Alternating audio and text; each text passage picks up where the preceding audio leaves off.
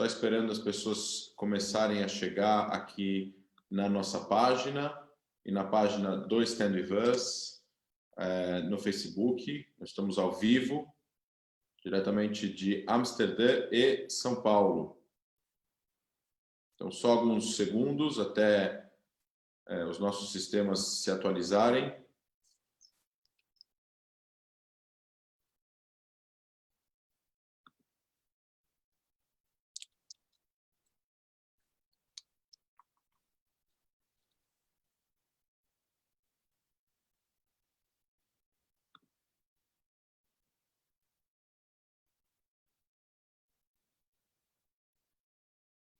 Mais alguns segundos para todos nós que estamos nos acompanhando agora ao vivo. A gente está esperando só os nossos sistemas se atualizarem e a gente vai começar em poucos segundos. Estamos ao vivo na página do Stand With Us Brasil no Facebook, na minha página pessoal, André Leicht também. Estamos ao vivo e eu gostaria de pedir a todos que quem quiser fazer qualquer tipo de pergunta para o professor Peter ou para mim, a gente vai estar respondendo as perguntas do público. A gente vai estar respondendo as perguntas do público no final desta aula, tá? Então, queria pedir a todos que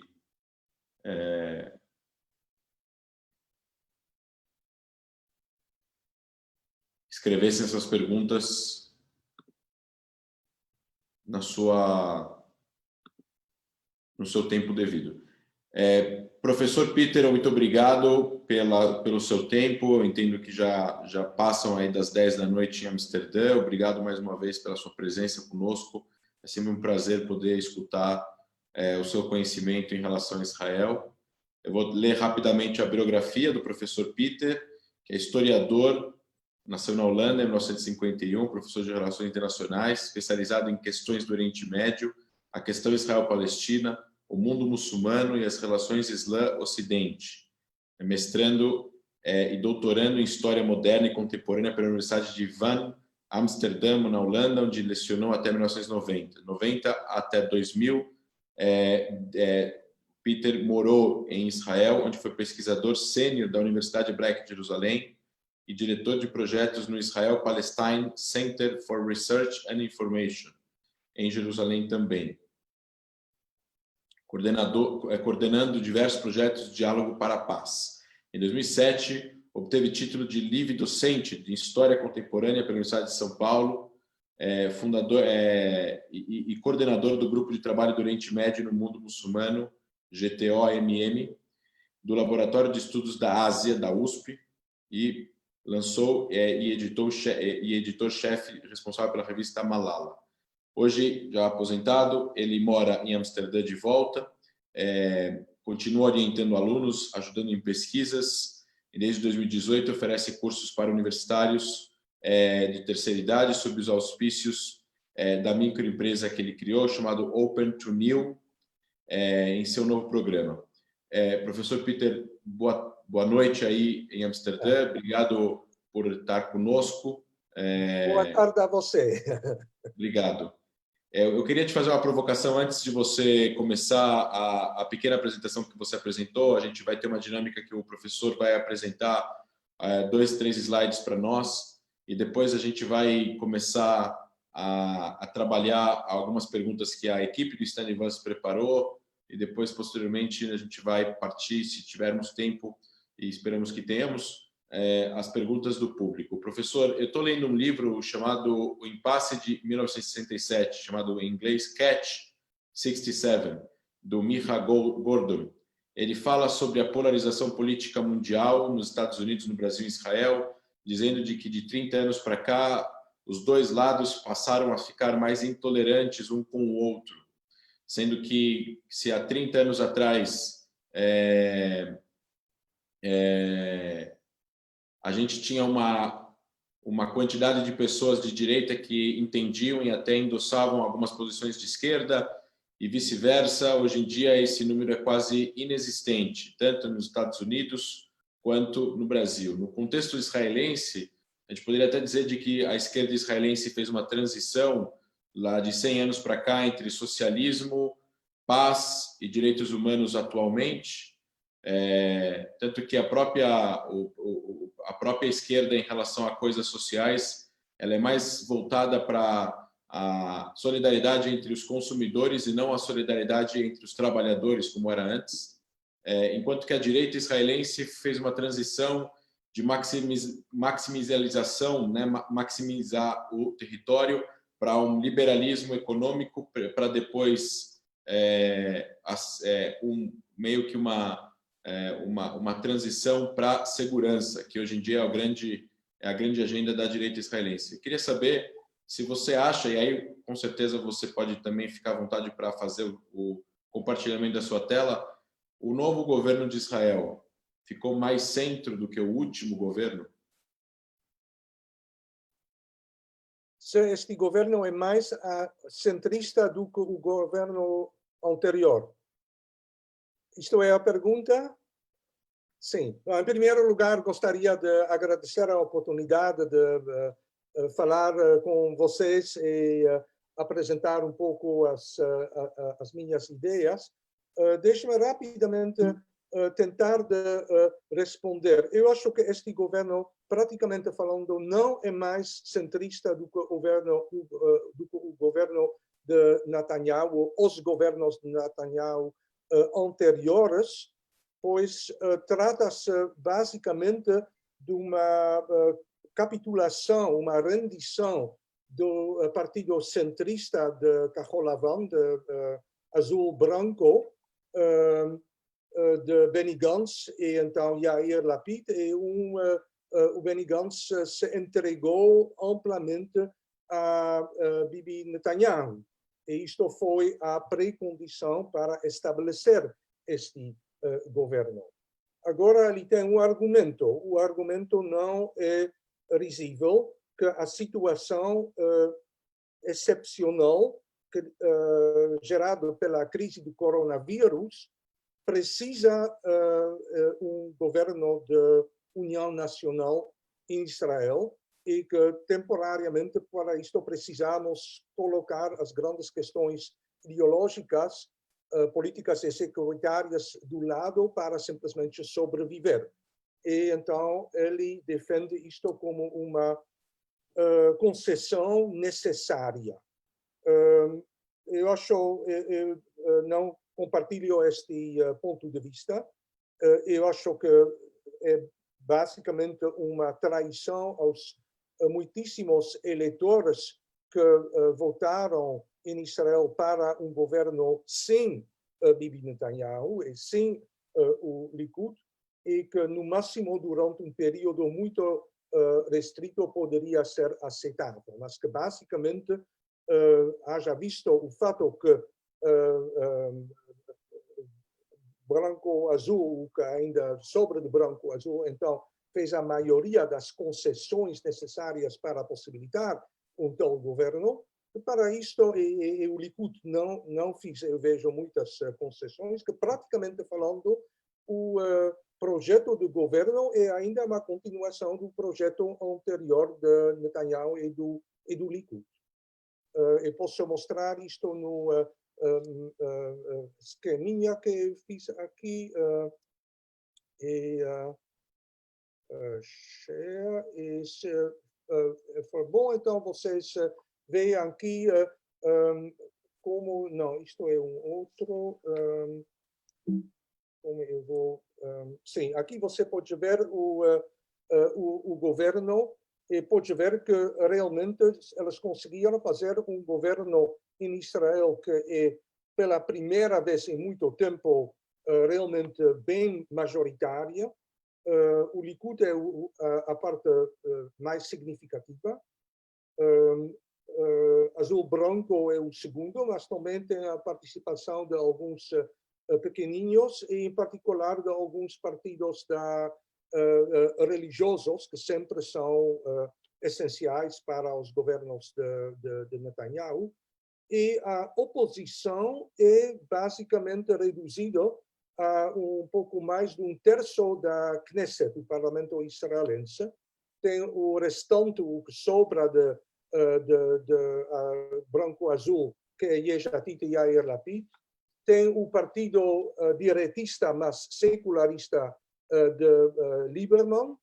Tem um partido ultra-direitista da Yamina. Os partidos árabes, que sempre se encontram fora, o que eu considero grave erro da política israelense. E também Meretz, a esquerda sionista que está fora. Então, basicamente, minha resposta seria não tem continuidade e tem pouquíssima ruptura com o que nós vimos anteriormente. Entendi. Você não há, você tem mais alguns slides aí que você iria mostrar, certo? Sim, mas elas lidam com a questão central da política israelense. Eu vou agora tentar mostrar isto. Esta é a situação. Agora eu não vejo mais vocês. Alô? Estamos aqui, professor. Sim, mas eu não vejo vocês. Talvez esteja em alguma parte embaixo na tua tela. O vídeo deve ter minimizado aí. Deixa-me ver. Não. Bom, já que vocês podem ver o que... Você pode ver o slide, não é? Não, a gente voltou à tela normal. Agora estamos nos vendo e temos as nossas duas telas divididas aqui. Ok, mas eu não vejo vocês. Como eu faço isto? Agora eu vejo você nova. Ok. O problema central que todos os governos israelenses devem, de alguma forma, tentar de resolver é, obviamente, o problema com os palestinos, em primeiro lugar, com os apoiadores dos palestinos, que são o mundo árabe, o mundo islâmico e a esquerda mundial, digamos, em segundo lugar. O problema que o governo de Bibi Netanyahu coloca é que ele segue uma política que tenta incorporar paulatinamente os territórios que Israel ocupou na Guerra de 6 Dias, já mais de 50 anos atrás, por uma política de assentamentos. O problema disto é que estes assentamentos se colocam em lugares onde moram palestinos e onde, consequentemente, se você quer resolver o conflito com os palestinos, um Estado futuro palestino convivendo em paz com Israel, solução de 2 Estados, se torna cada vez menos viável, mais assentamentos em territórios palestinos, pois sobra o território, obviamente, finito, então sobra menos lugar para um Estado palestino. Agora, você pode pensar, ok, os palestinos vão baixar a cabeça, eles vão se render, e nós israelenses, nós judeus, nós sionistas vamos ser vitoriosos. Isto é, obviamente, uma possibilidade, mas eu acho que historicamente tem muito pouca chance, oportunidade para isto acontecer, pois os palestinos têm sua própria narrativa, eles têm sua própria dignidade, eles têm seus próprios traumas históricos, e eles são convencidos da justiça da causa deles, não menos do que os sionistas são convencidos da causa sionista. Então, a única solução deste conflito, na minha opinião, seja um compartilhamento do território entre 2 povos na solução de um Estado, que eu não apoio, por motivos que posso depois explicar, ou uma separação e uma partilha do território em 2 Estados, convivendo um ao lado do outro, mas, obviamente, com menos do que o território total da pátria-mãe, que é a pátria-mãe para duas nações. Sim. Já que Bibi Netanyahu, então, continua incorporando, contra a vontade dos palestinos, os territórios que ele diz pertencem historicamente, nacionalmente, etc., aos judeus, ele torna cada vez mais difícil uma solução em base de um acordo entre as duas nações. Como agora Benny Gantz e os partidários dele entraram no governo, embora então possa-se entender a lógica pela conjuntura de saúde internacional atual, em termos do conflito, isto não vai resolver nada. Sim, mas ao mesmo tempo, vamos colocar dessa forma, o atual governo ele é mais centro do que o último governo. E existem vários âmbitos que a gente iria abordar. Então, esse âmbito do processo de paz ele é um deles, mas tem também o âmbito social, econômico. A gente viu que, por exemplo, no governo anterior, o número de mulheres no novo governo é 8, e o número de ministérios que passaram da direita para o centro ou para a esquerda são 15. 15 ministérios passaram da direita para o centro ou para a esquerda. O número de mulheres no governo passado era de 3 mulheres, ou seja, quase triplicou o número de mulheres.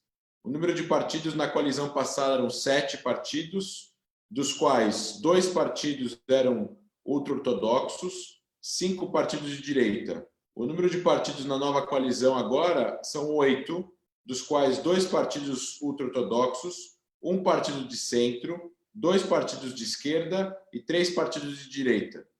Pela minha conta que a gente fez aqui. O que eu sinto, independentemente agora do resultado final e de como vai ser os próximos 4 anos, os próximos 3 anos, porque aqui tem aspectos, claro, tem aspectos práticos, tem aspectos ideológicos e tem aspectos de segurança, né? A gente pode até desenvolver esse tema em relação ao próprio processo de paz, que está estagnado há mais de uma década, mas praticamente, né? Agora, eu acho que quando a gente fala dos desafios do novo governo, porque eu, por exemplo, tenho uma opinião diferente da sua em relação às opções que o Gantz tinha. Eu acho que, e eu não vou entrar agora em como ele foi que ele negociou com o Netanyahu, porque acho que a gente não tem o conhecimento exato de como é uma negociação de coalizão. Uhum. Mas a alternativa deles era ir para eleições. E nessas eleições, ele iria perder mais poder ainda do que ele tinha ganho na terceira eleição, pelas pesquisas que eles mesmos fizeram e encomendaram para saber o que ia acontecer se fosse uma quarta eleição. Eu também sou crítico a propósito do fato de terem feito um governo de 33 ministros e 16 vice-ministros. São 54, quase metade da Knesset agora tem uma pasta ministerial custando milhões de shekels. Só que, ao mesmo tempo, a alternativa de uma eleição ia custar 10 vezes mais do que esse atual governo, né? Porque uma eleição custa 2 bilhões e esse aumento de ministérios vai custar 200, 300 milhões por ano. A minha pergunta nesse caso, dentro dessa perspectiva, por mais que talvez não tenha sido eleito o governo que você desejava ou que você achava que era melhor para poder conduzir assuntos hiper importantes para a sociedade israelense, tanto em relação ao processo de paz, como em relação à parte interna, os conflitos internos, mas dentro da conjuntura que existia, não era melhor isso ter acontecido do que quarta eleições agora durante o coronavírus? Sim, isto é um argumento, eu acho muito razoável, mas então eu foco também nas consequências ou do preço que se paga. Então, em termos práticos, obviamente, tem um argumento para um governo de união nacional, desde que seja algo muito temporário. Você também tem, obviamente, a razão se você aponta, bom, tem uma posição um pouco melhor para mulheres, tem talvez um lado um pouco mais de várias políticas internas, eu vejo mais the big picture, o quadro mais amplo. Então, em termos do quadro mais amplo, Israel tem dois problemas fundamentais. O primeiro problema é o problema da paz e da relação com os palestinos e os outros vizinhos. O segundo é o caráter de Israel como Estado judaico, mais ou menos religioso.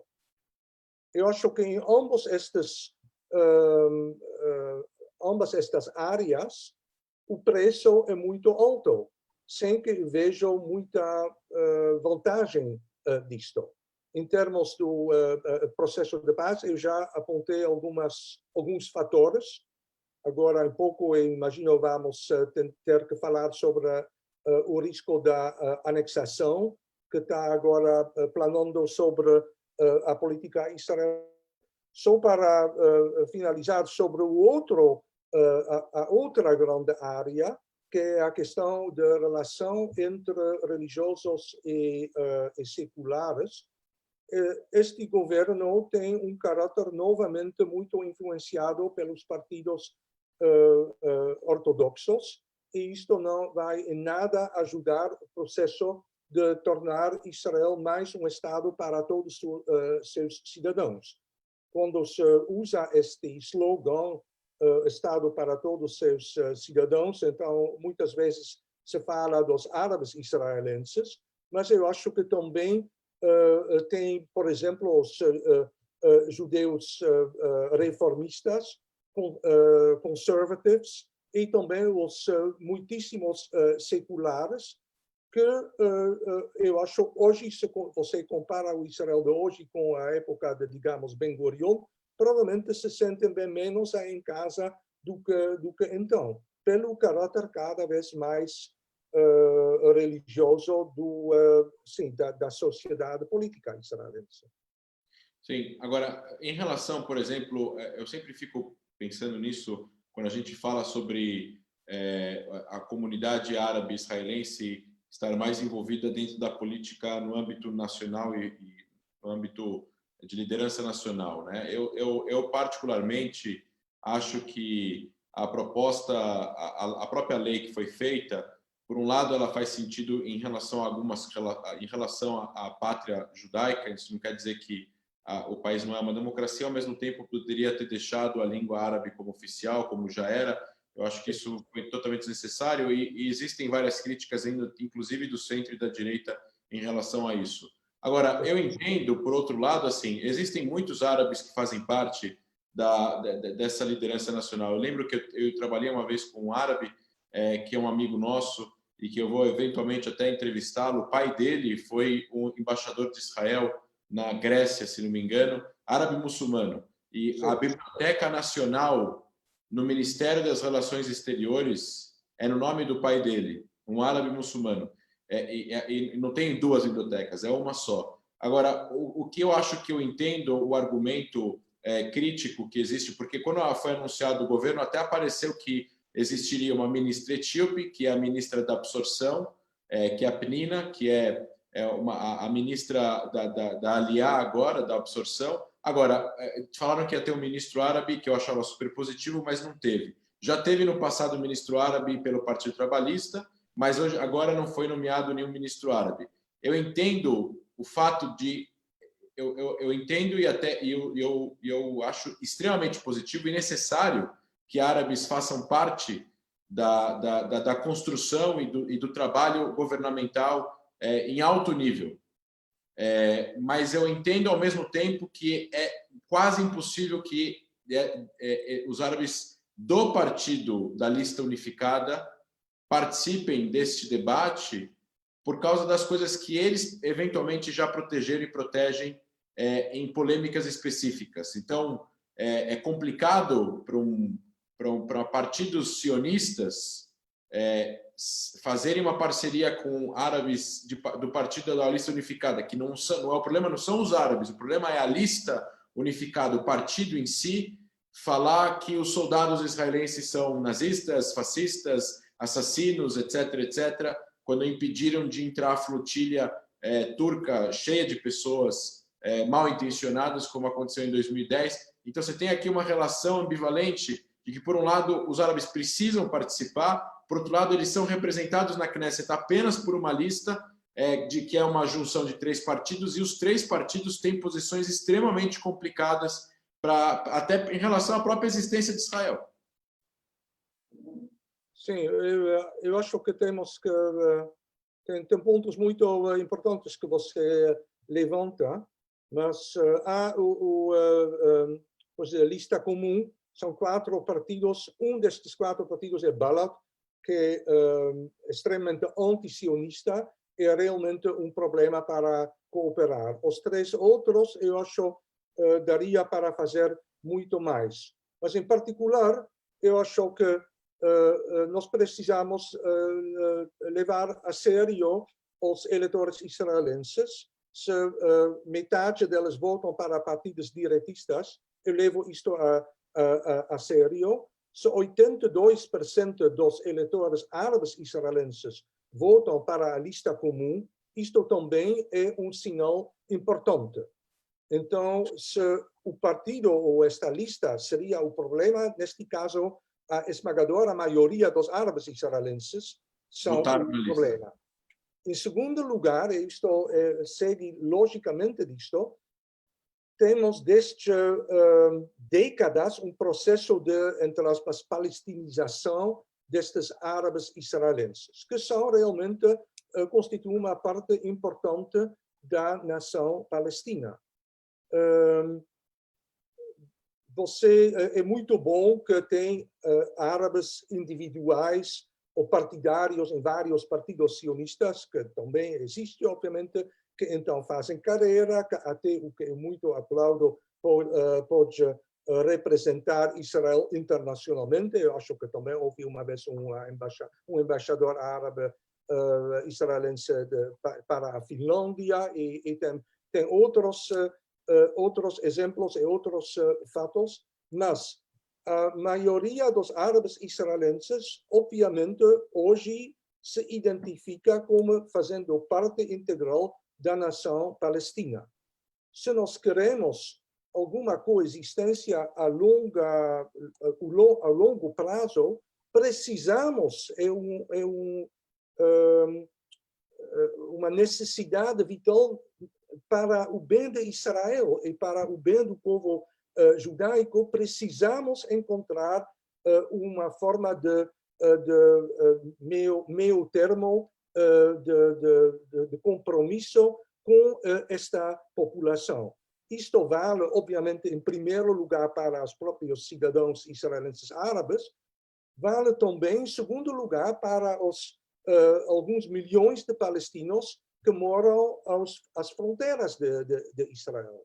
Senão, Israel, eu já estou argumentando isto por muitos anos, eu estou feliz que cada vez eu sou derrotado no argumento, mas no longo prazo eu temo muito para o futuro de Israel se não se encontra uma forma de fazer a paz com o que hoje ainda são nossos inimigos.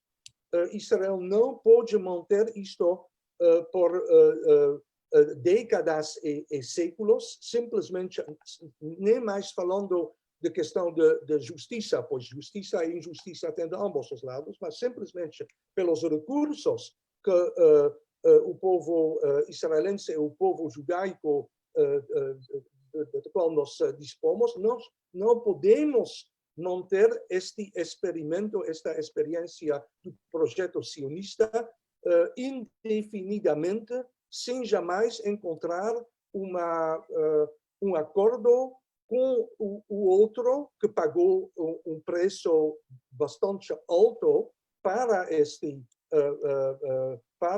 pela realização deste projeto sionista. Então, não tem outra alternativa.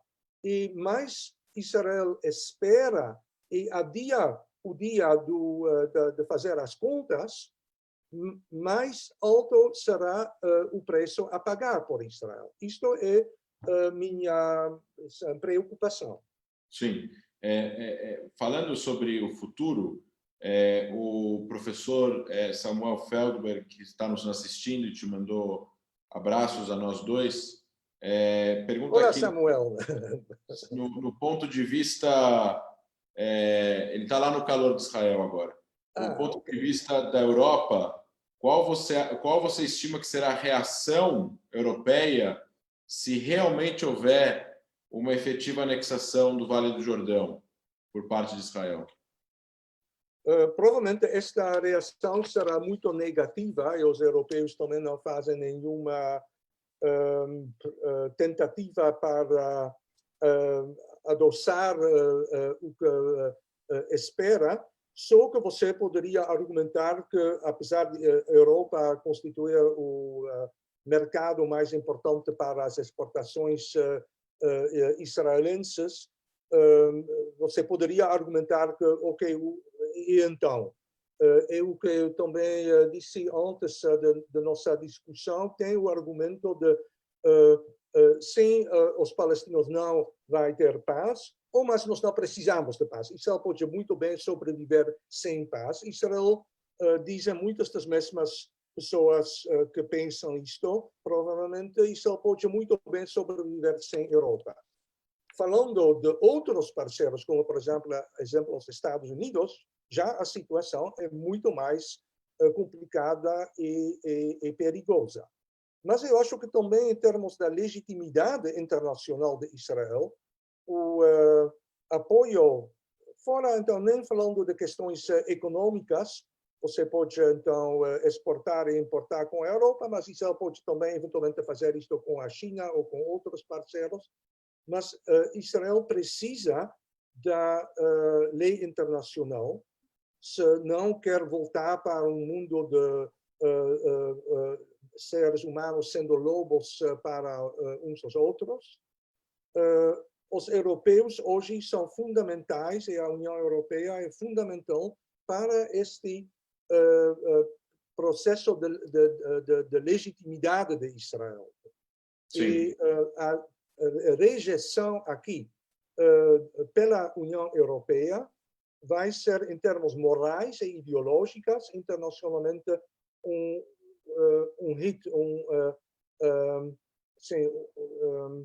um batimento bastante forte para Israel.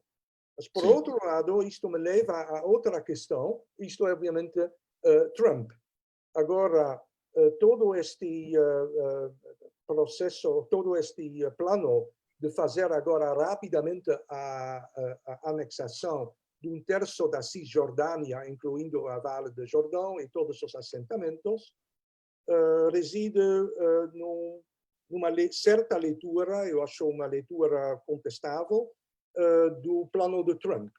Mas, em si, meio ano daqui, Trump pode não mais estar no poder. Obviamente pode ser que ele sim esteja, mas se ele não está no poder, Israel terá que lidar com o Partido Democrata e com Joe Biden, e tem ali tendências que são hoje muito menos simpáticas a Israel do que algumas décadas atrás. Eu acho, então, também desta perspectiva, um jogo extremamente perigoso, sem grandes avanços ou benefícios para Israel. É tudo simbolismo, simbologia. Não só isso. Nós temos aqui colocando de uma forma um pouco mais pragmática, né? Israel não pode, em nenhum tipo de processo de paz, mesmo que ele seja efetuado, efetivado e os palestinos eventualmente assinem o fim do conflito e o fim de todas as demandas, em todo o processo de paz, na minha opinião, o controle militar do Vale do Jordão continuará sendo feito por Israel por pelo menos 3 gerações. Senão seria suicídio, perigoso. Não suicídio, mas perigosíssimo para a segurança de Israel, fazer com que um novo Estado árabe, no coração da região, comandasse a fronteira com o resto do Oriente Médio, com países um após o outro falindo e caindo em guerras civis e guerras tribais, como está acontecendo na Síria, no Iraque, no Iêmen, no Afeganistão e por aí vai. o que você acha que iria acontecer se eu particularmente acho que eu vou dar minha opinião aqui, tem outras pessoas aqui também que comentaram a respeito disso, a própria a própria anexação, tem aqui a Riva Feigl falando que é para desviar a atenção do julgamento do Netanyahu pela corrupção. Eu acredito que o fato de estar sendo falado muito a respeito disso e tendo a reação que está tendo essa reação, pode eventualmente servir de estratégia para algumas coisas, ou para pressionar os palestinos a negociarem o processo de paz que eles falaram que não queriam negociar, que isso é uma crítica que eu sempre falo em aulas a respeito de que se eles não gostaram da proposta do Trump, que é totalmente legítimo você não gostar de uma proposta, você vai comprar um prédio, te fala um preço, você fala que não quer pagar aquele preço, mas você pode fazer uma contraproposta com um preço, metade do preço, um terço do preço, um décimo do preço. A única coisa que você vai escutar no final é um não, caso você coloque um preço que é completamente fora da realidade. Agora, você quer comprar e você não fala quanto você quer pagar, é como você falasse que quer comprar, mas você não quer efetivar o negócio. E a impressão que dá de muitas pessoas é que os palestinos falam sempre não para propostas de paz, mas não dão contrapropostas. Nem em 2000, nem em 2008 e nem agora eles não deram uma contraproposta. Ou eles falam, em termos gerais, de volta total às fronteiras 67, a volta de todos os refugiados para dentro de Israel, o que também não é nada plausível e não tem nada a ver também com a decisão 194 da ONU de 1950, da volta dos refugiados, porque não é o que está escrito na resolução, ela é condicional, os palestinos falam que ela não é condicional. Então você tem toda uma questão aqui que envolve o fato de existir, parece que uma eterna vontade de perpetuação do conflito pelos palestinos, que parece que é cômodo para a liderança palestina, com os salários que eles têm, com os passaportes diplomáticos que eles têm, e que no final das contas Israel, por seu poder dominante, acaba pagando um preço por isso. E o que eu ia te perguntar, referente também à anexação, era: você acha que a Jordânia, a ameaça da Jordânia de romper as relações diplomáticas também, vamos dizer assim, tem gente que está falando que o Netanyahu está blefando, o rei da Jordânia também está blefando? Você abre ali várias latas de vermes e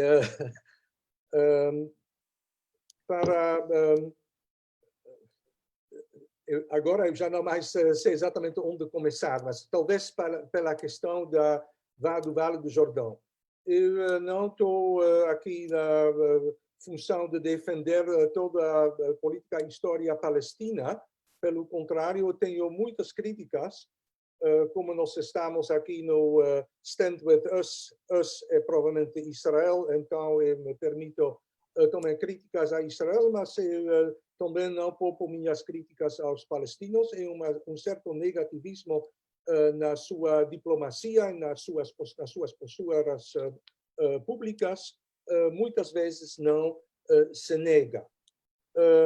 Dois pontos concretos. Eu compartilho a sua visão que, pelo futuro que dá para prever, não sei se 1, 2, 3 ou 1000 gerações, o Vale do Jordão deve estar sob controle militar israelense. Militar, porém, não quer necessariamente dizer anexação. Isso. E tenho falado no passado com muitos palestinos e eu sei que quando tem uma boa vontade de ambos os lados, nós, felizmente, são povos com muita imaginação e criatividade e dá para inventar soluções. Por exemplo, se você optar pela solução de 2 estados, o Estado palestino, de antemão, no máximo, não mais seria do que 22% da Palestina. Então, do ponto de vista palestina, isto já implica numa enorme concessão e uma perda enorme. E isto inclui, então, o Vale do Jordão, estrategicamente tão importante para Israel. Israel poderia, por exemplo, como se diz isto, fazer um tenancy, arrendar isto da autoridade palestina, em troco de algo diferente que seria bom para os palestinos. Esta solução não é impossível. O que sim é impossível é de imaginar que os palestinos vão aplaudir um dia um Estado que não é apenas 22% de seu território nacional original, mas algo como 10%. Sim? Isto eu acho é simplesmente fora do real. E quando você diz, então, ok, nós precisamos, eu quero vender a casa, você quer comprar a casa, isto é meu preço, qual é o seu. Então, basicamente, é uma situação de negociação. Felizmente, tem ainda palestinos que querem negociar. O número não está muito crescendo, e temo que também do lado israelense o número não esteja crescendo, mas mesmo assim há ainda uma possibilidade para negociar. Muitas vezes, então, eu acho que foi Abba Eban que uma vez lançou o slogan: os palestinos nunca perdem uma oportunidade para perder uma oportunidade.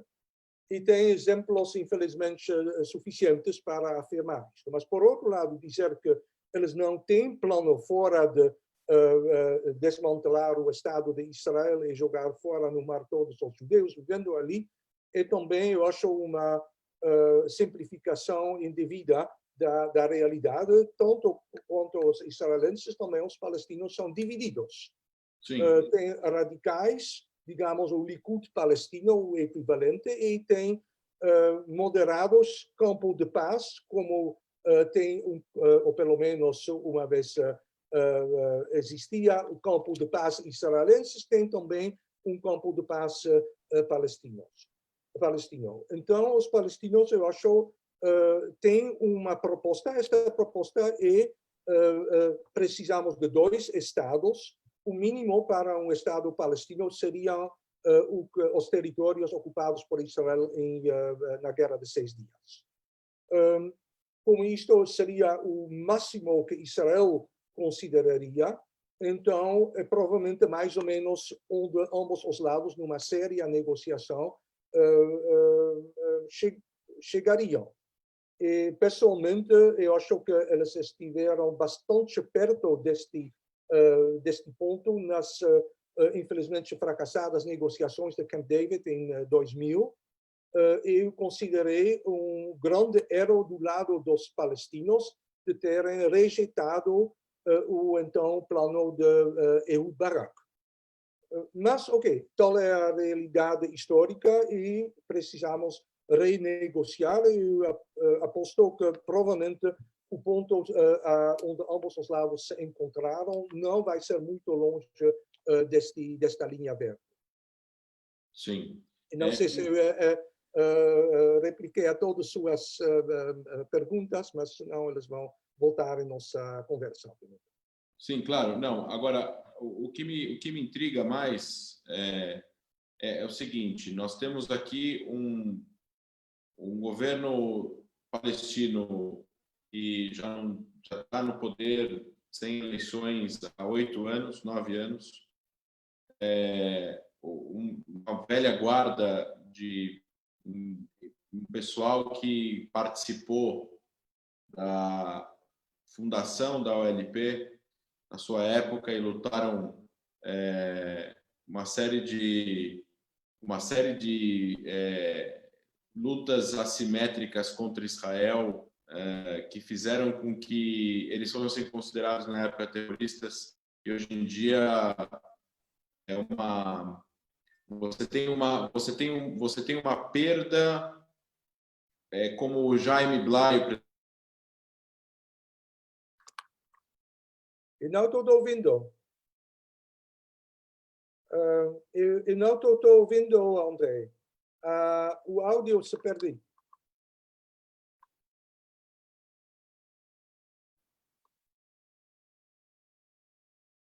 E não estou ouvindo. Alguém pode ajudar? Sim, sim. Existem pessoas ajudando agora, mas você tá me ouvindo agora? Voltou? Agora sim. Voltou? Mas Ok. a última metade da sua colocação eu não captei. Eu falei basicamente de que tem um governo palestino que não tem legitimidade democrática. É um pessoal muito velho que cresceu com a guerra que cresceu nos grupos paramilitares marxistas da época que cometiam atentados e não tenho certeza do interesse deles atual de encerrar o conflito vis-à-vis se sustentar dentro da narrativa da causa. É como se fosse a causa é mais, em outras palavras, a causa é mais importante do que a solução. Eu disse de que hoje em dia, atualmente, talvez por causa disso, talvez por causa dessas coisas que eu citei a você, e bem pontuado como o Jaime Blay, presidente da Câmara Brasil-Israel de Comércio, me mandou agora, aonde entra a retirada de apoio dos países árabes e dos palestinos, porque, pelo que parece, que cada vez mais os países árabes estão olhando mais para Israel como um parceiro econômico, tecnológico e culpando os palestinos pela situação atual desse beco sem saída das negociações. Ou seja, eles não estão culpando necessariamente só Israel, estão culpando os palestinos. Sim, isto pode soar bem assim, acreditável o que você coloca, que obviamente os palestinos são longe de serem anjos, tampouco os israelenses, mas o fato que tem entre as lideranças palestinas ex-terroristas é um argumento que não me convence, pois o mesmo pode se dizer também das lideranças israelenses sionistas em seu tempo. Eu acho que Ehud Barak, ele não foi exatamente aplaudido por isto, mas uns 20 ou 25 anos atrás, ele também disse que se eu fosse um palestino, eu teria sido um terrorista. Eu não estou defendendo o terrorismo palestino, de jeito nenhum, mas pelo terrorismo e pela luta política, que ainda tem algo como uma causa palestina colocada no mapa. Sim? Então, podemos lamentar os meios usados. Eu acho que provavelmente tem também muitos palestinos que hoje não mais pensam em terrorismo. E aqueles que uma vez fizeram algo como Israel de forma violenta, e do lado israelense algo contra árabes de forma violenta, ou que eles fazem parte da nossa comum herança política, a situação onde nós estamos, e precisamos negociar com nossos inimigos. Você não negocia com amigos e você negocia com inimigos. Você não compra a casa que você mencionou na sua negociação se esta casa já está na propriedade de sua família, não está na propriedade de uma outra família. E então você precisa encontrar um meio termo, um plano compartilhado onde ambos os inimigos se encontram e talvez que num futuro, uma vez, nós seremos amigos. Neste momento, nós não somos amigos, nós somos primos, histórico e mesmo geneticamente, mas politicamente somos inimigos, e é com inimigos que você precisa encontrar uma vida em comum. E também não tem uma alternativa para isto. Sim, então, simplesmente fechar os olhos não vai adiantar em nada. Sim. Agora o Jader da Federação Israelita de Pernambuco, ele comenta, por exemplo, sobre as forças. A gente já falou de Mahmoud Abbas, que não é legítimo por causa da falta de eleições, e ao mesmo tempo a gente tem que falar de outras forças palestinas que têm que ser levadas em consideração. E citando a pergunta dele e acrescentando uma parte a minha também, pergunta, a faixa de Gaza nisso tudo, assim, vamos colocar agora também que, com certeza, a gente tem que negociar com os nossos inimigos, contanto que os nossos inimigos queiram negociar conosco. E se o Hamas, ou a Jihad Islâmica, que é pior que o Hamas em Gaza, eles não querem negociar conosco, não há nenhuma intenção, pelo menos dentro do mainstream, da narrativa mais central do Hamas, porque também lá dentro há discordâncias entre eles, só que essas discordâncias entre eles não saem muito a público. Eles não deixam isso sair, mas até porque não é um movimento democrático que tem jornalistas o tempo todo filmando e entendendo o que está acontecendo.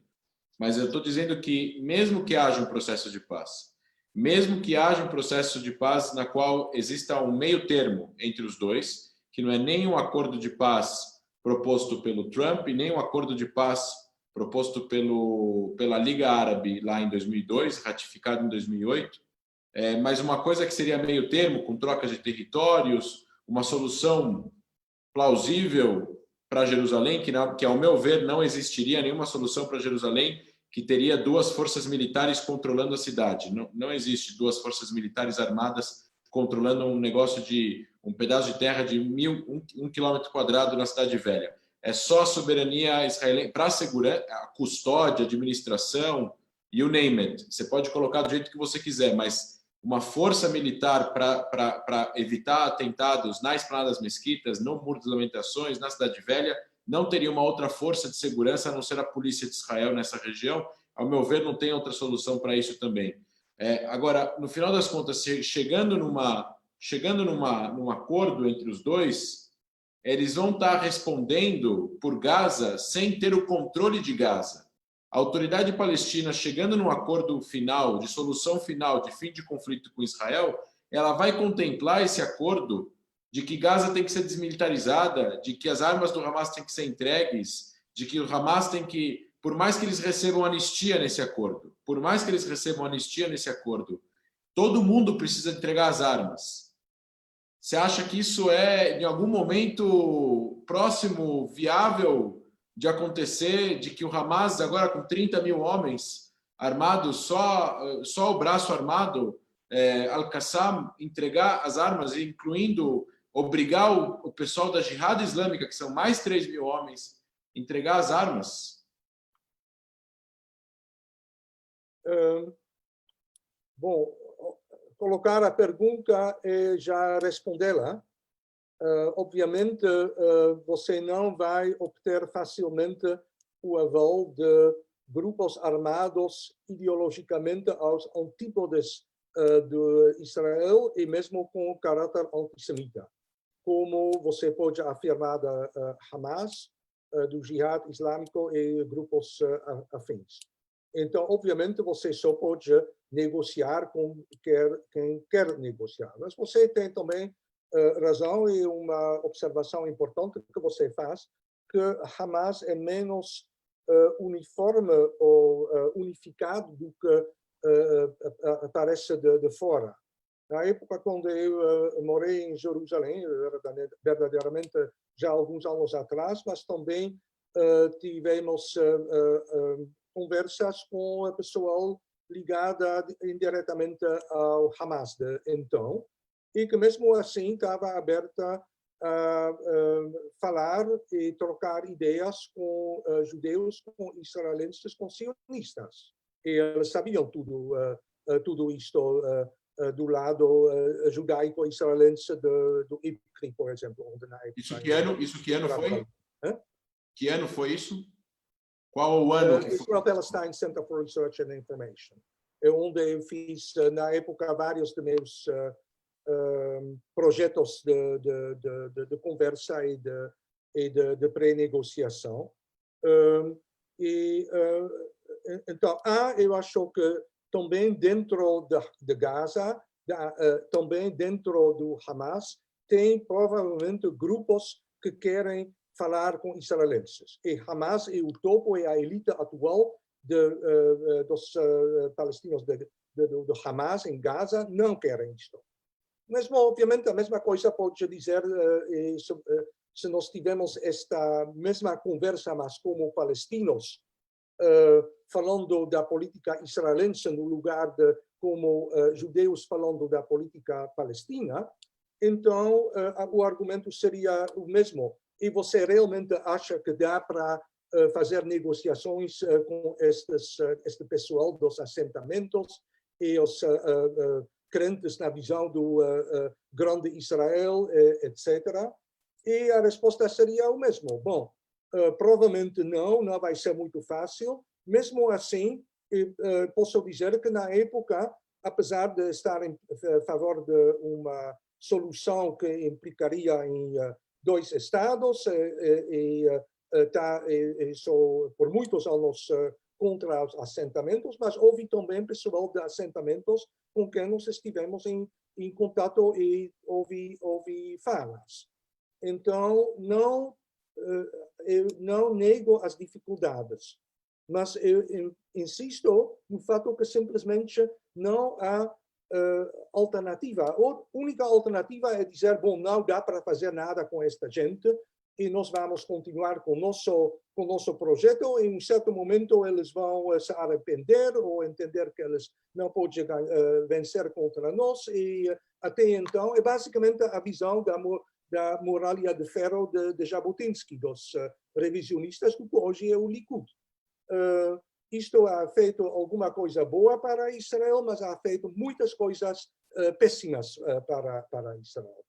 Mas você não acha, por exemplo, que se houvesse, por exemplo, uma medida do tipo um entendimento profundo?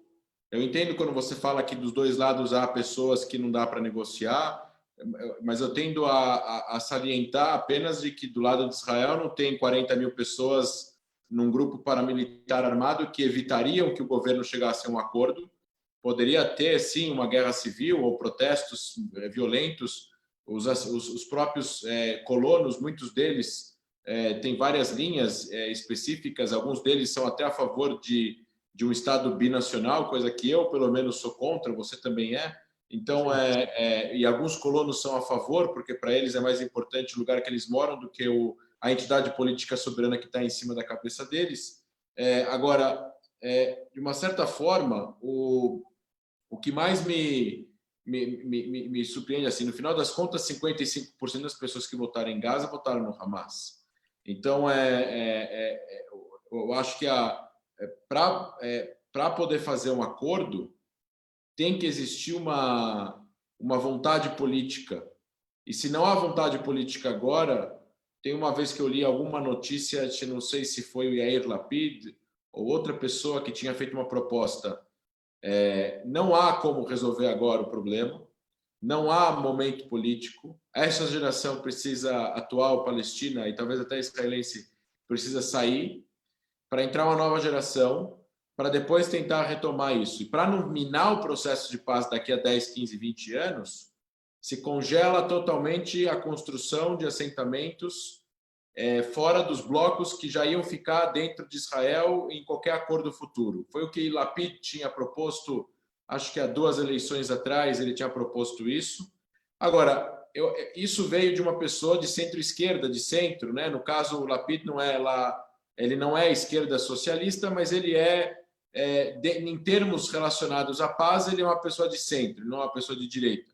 É um liberal na economia, mas é uma pessoa de centro nessa questão. Agora, ao mesmo tempo, Netanyahu congelou 10 meses a construção dos assentamentos em 2009, quando ele foi eleito. Ele disse no discurso em Bar Ilan que ele acreditava ele falou, não é de Israel o interesse controlar os palestinos e governar os palestinos. O próprio Sharon disse isso na Knesset antes de vir a ficar doente e ter o AVC, infelizmente o AVC, mas ele disse a mesma coisa também, ou seja, o Netanyahu, no discurso dele em Bar Ilan, disse isso, né? Disse que não é de interesse dos israelenses controlarem a vida dos palestinos e governarem os palestinos. E ele congelou 10 meses a construção.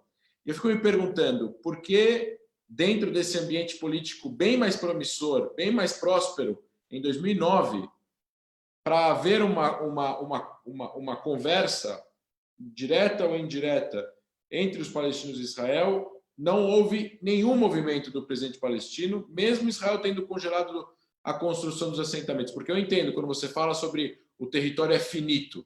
Só que, ao mesmo tempo, ele congelou e todos os assentamentos juntos somam 2% do território. Então, Israel pode usar o argumento, por exemplo, então a gente para de construir os assentamentos e vocês param de pagar salários para terroristas. São 500 milhões de dólares por ano, que está na lei palestina pagar esses salários. São 7% do orçamento palestino. E os palestinos já disseram, a Abbas falou que vai deixar de pagar qualquer outra coisa menos isso, porque é muito popular entre os palestinos esse pagamento, né? Então, quem é que tem que dar o primeiro passo para que isso possa funcionar? Bom, para imediatamente responder ao último desafio, eu acho que quem o mais forte deve fazer o primeiro passo. Israel é mais forte. Israel pode se permitir a fazer concessões mais generosas, particularmente, como você mesmo disse, que a política palestina é tão desestruturada que não houve por muitos anos eleições democráticas. Elas estão muito mais pobres, elas estão muito mais dispersadas e sem um território em comum, eles não têm soberania. Então, Israel tem tudo isto e pode se permitir a fazer os passos necessários. Eu não acho que isto seria um escândalo. E não sabia do orçamento palestino, provavelmente da autoridade palestina, que 7% vai para terroristas, e posso me imaginar que 7% vai para as forças de segurança palestinas. Estas forças de segurança, durante muitos anos já, têm tido uma cooperação bastante boa com o exército e as forças de segurança. 7% do orçamento é para salários, fora a parte de segurança. 7% é salários para as pessoas que estão presas em Israel. Presas, ok. Isto é outra coisa. Muitas pessoas são presas que merecem estar atrás das grelhas. Muitas estão também presas por, como se diz, atividades que Israel condena, mas que do lado do palestino são totalmente responsáveis e não implicam necessariamente em violência. Muitas pessoas terem jogado pedras e então levam uma pena de vários anos ou mais. Então, isto é algo que é considerado como um escândalo pelo público palestino, e do mesmo jeito que Israel faz enormes esforços para obter a liberação, seja mais tem algum soldado israelense preso em Gaza ou no Líbano, ou mesmo para recolher os restos mortais. Do mesmo jeito, os palestinos também, é muito popular, mas entendivelmente popular, que eles tentam de libertar os presos deles. Isto também não é nada de especial para os palestinos, pois nós vemos exatamente os mesmos problemas, por exemplo, nas negociações no Afeganistão entre Talibã e o governo afegão. Então, se você diz, Israel teve, uma vez fez alguns meses, um moratório de assentamentos, que já é realmente mais de 10 anos atrás, não houve um breakthrough, uma grande melhora nas relações. Tem também a ver, eu acho, com, por exemplo, as dificuldades na época do governo de Olmert, que quebrou. Exatamente, os palestinos deveriam ter feito algo um pouco mais rapidamente. Então, eles fizeram erros. Eu não estou defendendo todos os passos políticos dos palestinos. Dizendo, porém, os palestinos têm 40 mil pessoas, isso não tem nada de semelhante. eu duvido que 40 mil são todos, entre aspas, terroristas, são provavelmente as forças de segurança, entre elas também que usam violência contra cidadãos israelenses, o que eu acho inaceitável. Israel tem um exército oficial várias vezes este tamanho, muito melhor instruído, treinado e equipado. E você mencionou mesmo também grupos extremistas que não obedecem às ordens do exército e da política da liderança israelense, entre os colonos mais radicais, que também poderiam e já têm feito, aliás, coisas inaceitáveis e desprezíveis. Que, obviamente, Israel tem o direito de determinar sua própria política. Isto é óbvio. Porém, você mencionou que você não pode encarar uma situação, imaginar uma situação, por exemplo, para a solução de Jerusalém, que é, obviamente, como se diz, pedra angular de qualquer processo de paz, e que foi o que fez fracassar as negociações em Camp David. Ok, também para os palestinos, Jerusalém não é um detalhe. Eu acho que, novamente, o tempo provavelmente não permite de entrar realmente nos detalhes. Com boa vontade, com um pouco de criatividade, com o entendimento, nós precisamos conviver, ou pelo menos, se não como amigos, mas numa situação humanamente aceitável. Também nesta situação de Jerusalém tem soluções imagináveis e elas existem. Você pode, por exemplo, os parâmetros de Clinton, também soa um pouco como história antiga, onde tem bairros onde moram judeus, vai ser soberania israelense, onde tem bairros com maioria palestina, vai ser o Estado de Palestina. Isto ainda, na minha opinião, seria um bom ponto de partida, mas você precisaria também de um tipo de supermunicípio para evitar que um faz uma política totalmente contra o outro, dentro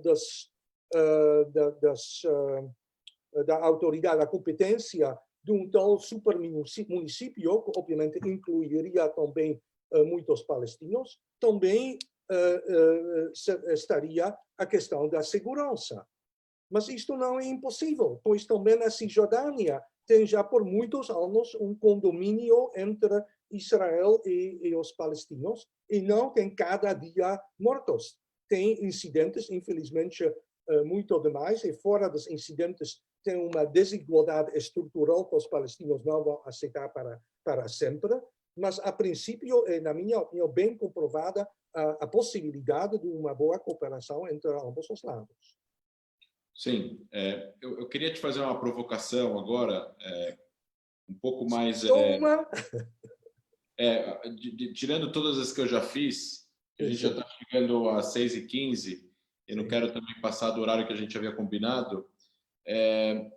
O autor desse livro que a gente está lendo o Micha Golden, ele fala o seguinte, ele fala que o mundo ficou polarizado e que 30 anos atrás as pessoas de direita, algumas delas simpatizavam um pouco mais com algumas coisas da esquerda e vice-versa. Obrigado, Samuel. Micha Goldman. E assim, da mesma forma, a esquerda via algumas coisas da direita e simpatizava com elas. Eu estou falando aí de uma pesquisa que foi conduzida há 25 anos atrás, e que hoje em dia isso beira a zero, inclusive a própria simpatia ou ódio, que ia de 0 a 100, que antigamente, há 20 anos atrás, a média era 45 nos Estados Unidos, ou seja, era um pouco de apatia e não era nem ódio nem amor. Hoje em dia, beira 8, ou seja, quase chega a 0. Ou seja, a gente está tendo uma polarização política mundial, inclusive em Israel, de que as suas convicções políticas formam a sua visão de mundo e a sua personalidade por completo. Coisa que antigamente não era tudo isso. Você falava com o lado opositor, mas você não odiava o lado opositor. Hoje em dia, isso tem se tornado a política e as visões políticas se transformam em uma ideologia de vida, na qual você ou abraça tudo ou você odeia tudo. E isso ele coloca no contexto dentro da esquerda, e a transformação da esquerda com a transformação da direita israelense, de que um lado fala em segurança, o outro lado fala em direitos humanos. E dentro desse contexto, eu queria te perguntar isso. A gente está tendo aqui uma relação de Israel tentando se proteger o tempo todo, desde a sua fundação, porque tem medo de ataques, tem medo que as pessoas morram. Esse medo, no caso atual, é o medo de terroristas árabes, não necessariamente todos os terroristas, a minoria dos terroristas são... a minoria dos palestinos são terroristas, a minoria da minoria da minoria apoia esse tipo de ato, mas, ainda assim, todos os terroristas, ou pelo menos a maioria deles, tirando a Alemanha em 1970, do sequestro do avião e tal, a gente tem terroristas árabes, palestinos ou de outros países em volta de Israel que atacaram os civis israelenses. Isso criou um medo nos israelenses. Esse medo gera ações preventivas. Essas ações preventivas geram humilhação na cabeça dos palestinos e na visão dos palestinos. Essa visão de humilhação gera revolta. E essa revolta gera uma vontade de vingança. E essa vingança gera violência, que gera medo, que gera humilhação e assim por diante. E o que ele traz no livro, ele fala, mas isso não é especificamente de Israel e dos palestinos. Os judeus têm medo há 2000 anos, porque a gente foi expulso de 17 países, teve a Inquisição, teve o Holocausto, etc. e tal.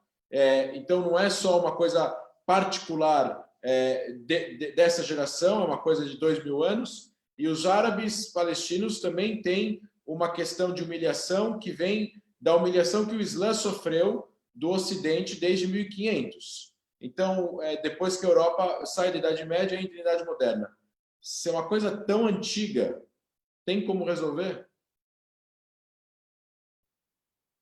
Não, é muito interessante esta teorização que você coloca, e o livro me parece também válido para estudar.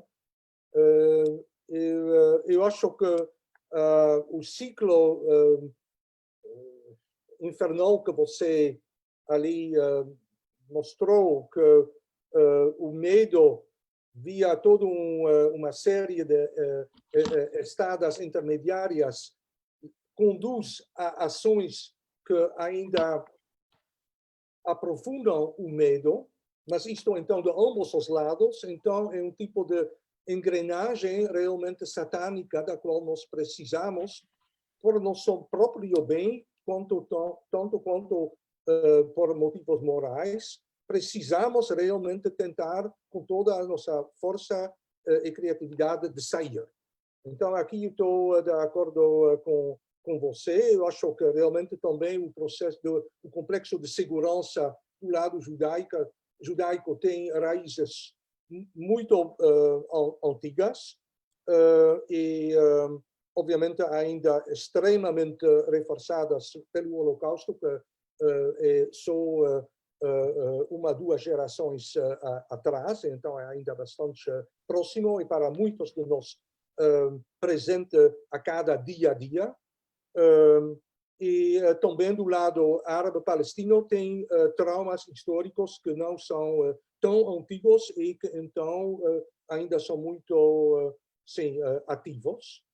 A pergunta é realmente como vamos sair disto. Eu vejo então, você diz, bom, a esquerda e a direita no mundo inteiro não mais fala uma com a outra, temos um tipo de polarização global e eu acho que isto sairia um pouco do nosso assunto, precisaríamos aproximadamente de mais 1h30 para fazer justiça a esta discussão.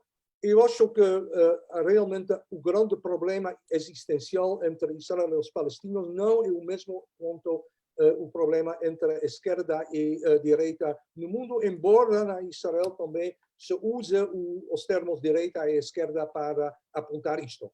Mas geralmente, quando nós pensamos em direita e esquerda internacionalmente, tem a ver com trabalhadores contra capitalistas, questões de poder econômico, etc. Tudo isto também existe em Israel, mas relativamente é um detalhe. Obviamente que não é um detalhe, mas dentro do complexo existencial enfrentado por israelenses e palestinos, isto é ainda um detalhe. Israel, na minha visão, está num dilema terrível, que vai ser muito difícil para se extrair.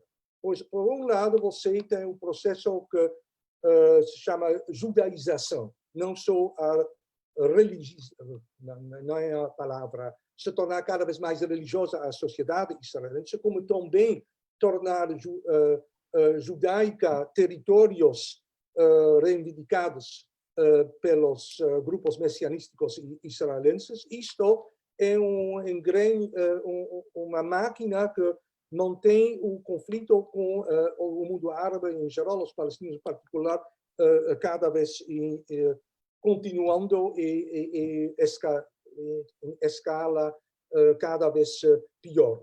Então, na minha visão, isto é algo que no longo prazo Israel simplesmente não pode vencer. Pode muito tempo manter, mas não pode realmente vencer. Mas, por outro lado, o que então o outro lado propõe Estado binacional, entre aspas, deszionização de Israel, na minha leitura, facilmente pode ser uma desjudaização de Israel, uma total secularização e um Estado binacional vai tornar, e isto é exatamente o slide que eu mostrei antes, mas agora não mais ouso mostrar, que se você olha para os números de israelenses, judeus e de palestinos, nós chegamos à situação onde entre o mar e o rio, como se diz, a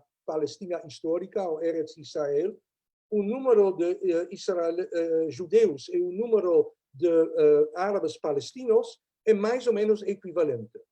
Se você, então, opta para uma deszionização, para o Estado binacional, neste caso, você vai entrar numa situação onde uma, duas gerações para frente, os judeus se tornam uma minoria em seu próprio país. E então muitos vão dizer, é por isto que nós fizemos todos estes esforços, por isto que nós saímos da Galut para estabelecer um novo tipo de Galut. Então estes são os dois cornos, os dois pontos deste dilema e como você pode então negociar algo entre. E, na minha opinião, a solução seria então realmente um tipo de federalização, onde Israel com os palestinos, eu acho, a princípio, eu estou a favor do Estado, da solução de dois Estados. Como eu expliquei, tenho medo que a anexação de parte da Cisjordânia vai matar a possibilidade da solução de dois Estados. No longo prazo, não vai adiantar nada. Os palestinos também precisam sua justiça, como nós judeus precisamos isto. Então, eu posso imaginar uma situação onde palestinos podem voltar para o lado palestino da Palestina, enquanto Israel, ou numa situação de solução de distritos federalizados, onde certos distritos vão manter seu caráter judaico, a simbologia do judaísmo, sem, por isto, negar os direitos dos palestinos. Mas é um longo caminho para fazer e durante este caminho nós vamos sempre estar entra a tentação de dos dois lados deste dilema e precisamos poupar o mínimo de ambos estes valores para manter a nós mesmos vivos como comunidade existencial, como judeus, mas por outro lado, também manter aberto a possibilidade de jamais encontrar acordo bilateral assinado de boa vontade por maiorias de ambos os lados com o que hoje é ainda nosso inimigo palestino e que eu espero no futuro vai ser nosso parceiro palestino. Perfeito. Peter, a gente teria mais algumas perguntas aqui, mas algumas delas fogem do contexto da nossa conversa e por isso já gostaria de te fazer o convite. Tem algumas pessoas que falaram sobre o Hezbollah, outros falaram sobre o Irã, algumas pessoas perguntam coisas mais complexas relacionadas à anexação. Bom, essa pergunta sim tem a ver, mas isso já é uma coisa mais fácil de falar, de que o Ariel Zimmerman pergunta sobre os palestinos que vivem no Vale do Jordão, que parece que apareceu aí alguma notícia de que não daríamos cidadania para eles nessa possível anexação. Eu acho que se isso foi dito, isso foi para agradar eleitorado, isso jamais seria... Eu acho até que a Suprema Corte de Israel vetaria essa decisão do Executivo, porque quando Israel anexou Jerusalém, foi oferecida a cidadania e algumas milhares de pessoas pegaram, e quando foi anexado o Golan, também a cidadania ficou disponível, e muitos drusos também preencheram os formulários para retirar a cidadania israelense. Eu não acho que seria possível, né, legalmente falando até, anexar sem oferecer cidadania para essas pessoas. Elas podem rejeitar e continuarem como residentes permanentes, como aqueles muitos em Jerusalém o fizeram em 81. Mas, com certeza, o Ariel pergunta sobre o caráter democrático de Israel estaria em risco. Se caso isso fosse levado a cabo, seria um problema para a democracia israelense, mas, mais uma vez, existe um sistema jurídico muito forte, né, professor, como a Suprema Corte, que poderia evitar que esse tipo de política fosse levado a cabo. Sim, o que Netanyahu então disse é que ele vai simplesmente não anexar, por exemplo, Jericó e certas aldeias palestinas, exatamente para evitar este problema. Eu concordo com você que se ele também anexasse e não daria a possibilidade de cidadania, que provavelmente não vai ser aceito pelo sistema jurídico israelense, pelo menos eu espero, mas também acredito. Mas, em geral, eu acho, então, todo o plano da anexação muito mal fortunado e eu espero que não vai acontecer. Mas, ok, o futuro vai nos esclarecer sobre isto. Perfeito. Professor, já está tarde aí na Holanda, 11h30. Queria te agradecer imensamente por essa hora e meia de bate-papo que a gente teve. São muitos assuntos. A gente gostaria de abordar outros assuntos no futuro com você, possibilidades. Te agradeço imensamente por mais uma vez estar conosco aqui, for standing with us, at Stand With Us, como a Roz, que é a CEO do Stand With Us, sempre fala. Thank you for standing with us at Stand With Us. Então, obrigado mais uma vez. Esperamos que o próximo governo, pelo menos, talvez não nesse primeiro 1 ano e meio, talvez daqui a 1 ano e meio, quando Gantz virar primeiro-ministro, mude um pouco os ares e tenha algum tipo de clima para que os dois lados voltem a conversar e voltem a negociar. Difícil nós sabemos que essencial, com certeza, e imprescindível para o futuro das próximas gerações. Então, com isso, muito obrigado ao seu tempo e ao conteúdo que você dividiu conosco. Tivemos aqui cerca de 60 pessoas que chegaram a estar online ao mesmo tempo e algumas centenas já que passaram em alguns minutos conosco aqui durante esses 90 minutos que a gente esteve junto. Te desejo, em nome do Stand With Us, boa noite aí em Amsterdã e cuide-se muito dos seus próximos também aí pelo coronavírus e esperamos estar próximos num próximo momento.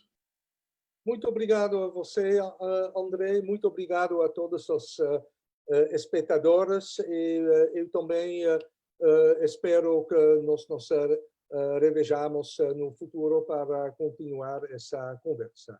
Obrigado e boa noite e boa saúde para todos. Boa noite a todos. Convido o backstage do Stand Vans a encerrar a nossa reunião. Obrigado.